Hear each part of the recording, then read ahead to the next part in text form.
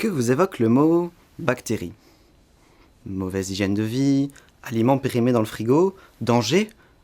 Mais saviez-vous que les bactéries ne tiennent pas toujours le rôle des méchantes? Mon histoire se passe sur Terre. Il y a de ça des milliards d'années, lorsqu'il n'y avait que quelques familles de bactéries qui tentaient d'évoluer tant bien que mal dans des environnements de plus en plus hostiles. Un de ces clans bascula du côté obscur de la force, tirant profit des atouts de ses malheureuses victimes pour survivre selon la loi du plus fort. Ce clan maléfique se fit appeler bactéries pathogènes. À cette époque pourtant, certaines de leurs cousines décidèrent d'adopter un autre style de vie, plus sûr, et allèrent s'abriter dans d'immenses châteaux bien gardés où elles trouvèrent gîtes et couverts, en échange de certains services.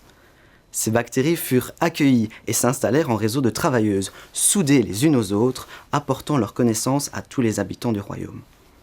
Elles furent considérées comme de vraies fées du logis, mais indispensables, car c'est elles qui préparent de bons plats pour apporter force et courage à tous les soldats du château.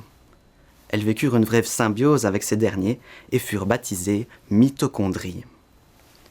Je pourrais arrêter le conte de fées ici en concluant qu'ils vécurent heureux pour toujours, mais la vie est parfois injuste. Au dehors, les bactéries pathogènes entendirent parler de leurs cousines éloignées et du confort qu'elles avaient trouvé. Jalouses de ne pas avoir été invitées, elles décidèrent d'aller envahir ces forteresses, à première vue impénétrables, mais pas indestructibles. Et là, c'est la révélation. Aura-t-on la chance d'assister à un nouvel épisode tumultueux de Game of Thrones, alliant trahison passionnée et guerre sanglante? Eh bien, c'est exactement la question que je me pose dans le cadre de ma thèse de doctorat en biologie. J'essaie de comprendre quelles sont les relations entre une bactérie pathogène, appelée Brucella abortus, et les mitochondries des châteaux de notre royaume. Ou plutôt des cellules que constitue notre corps. Concrètement, je réalise en laboratoire des infections contrôlées de cellules animales avec des bactéries Brucella.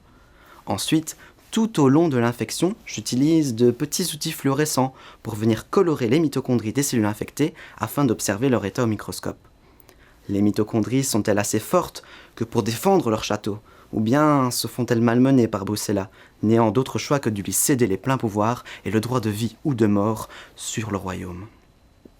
Comprendre la façon exacte dont Brucella manipule les mitochondries des cellules qu'elle infecte permettra à long terme de cibler exactement une faiblesse de ce pathogène et de s'en inspirer pour produire des traitements ou des vaccins à destination de personnes malades ou d'animaux d'élevage dont certains subissent encore aujourd'hui les noirs dessins de Brucella.